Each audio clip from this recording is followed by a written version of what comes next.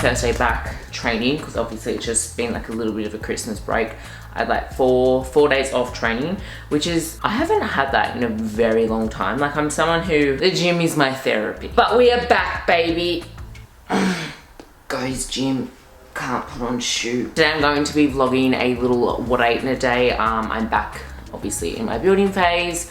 I'm with my coach, so I'm really excited. As you guys know, I'm prepping to get on show hopefully next year. It's really just like the date when I'm gonna go on is just depending on my build.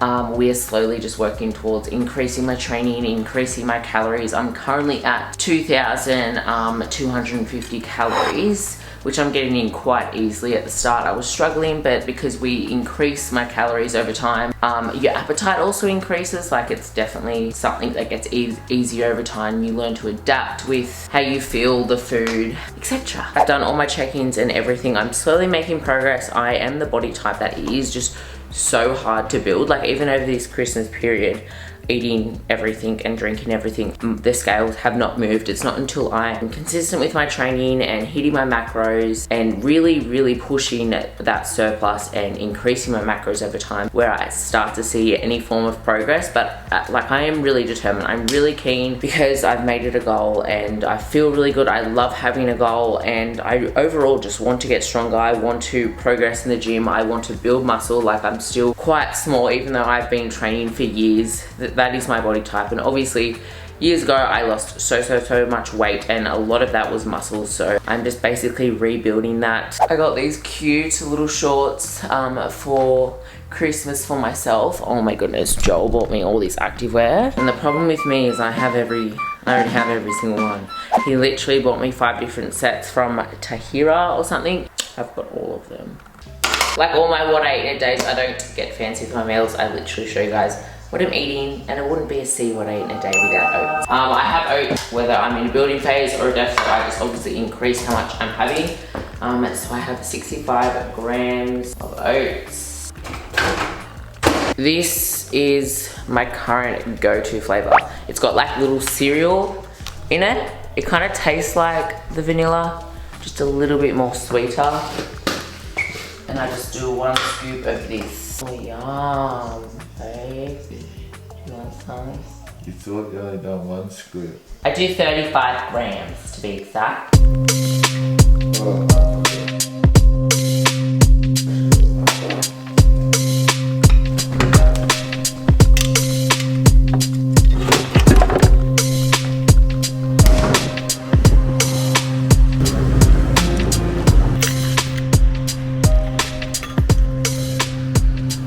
For all my workouts, I do start it with a heavier compound lift. So this one is squats. I don't superset this because it is a heavier, harder exercise. I'll have 4 sets of the compound, and I will slowly work towards increasing my weight each set. Whether it's 2.5 kilos, 5 kilos, just as much as I can do. I do actually add my belt when I do get heavier, just for the sheer fact that I do have a lower back injury. But your belt does help you go heavier within your bigger lifts. It helps stabilize your body, and yeah, as well prevent lower back injury. That's why I use it. For the rest of my exercises, they are supersetted. That is just how my coaches program them. I do love my supersets, but if you feel as though that you go heavier when you're not supersetting, I would probably just recommend not supersetting, just for the sheer fact that with hypertrophy training, and if you're trying to increase muscle mass, volume is number 1. So being able to lift heavier, that is what is going to really drive that muscle growth. The number 1 thing that I have learnt with training is just really focusing on that mind to muscle connection, and just focusing on correct form every single rep. Like, when I used to start at the gym, I would just try to lift heavy, and it would really just make my form sacrifice. So I really swapped that mindset out, and it's done wonders not only in my performance in the gym, but my overall physique. So my number 1 thing with training is keeping correct form, focusing on that mind to muscle connection, and completing each rep perfectly, rather than just sacrificing your reps for heavy lifting. And here's a selfie of me after my workout.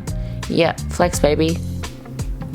These headbands have been absolute life since I've got a front fringe. This one's from Sasky. I want to get a few like different more colors. Look, love my front fringe. I actually do like it. It's just the fact I cannot be bothered to do it every single day. So if you're going to get one, make sure you're prepared to actually style your hair every day, or just buy heaps of these. I'm currently just about to make my post-workout meal. It's just basically be my go-to eggs on toast, and Joel is living out of Christmas leftovers. I think I am definitely hammed out. Get it?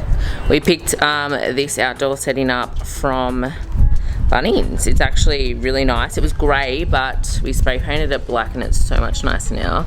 And I got these from Target, and I'm going to spray paint these black, and we're going to get some more little outdoor settings here. And for Christmas, I got Joel this little beer fridge.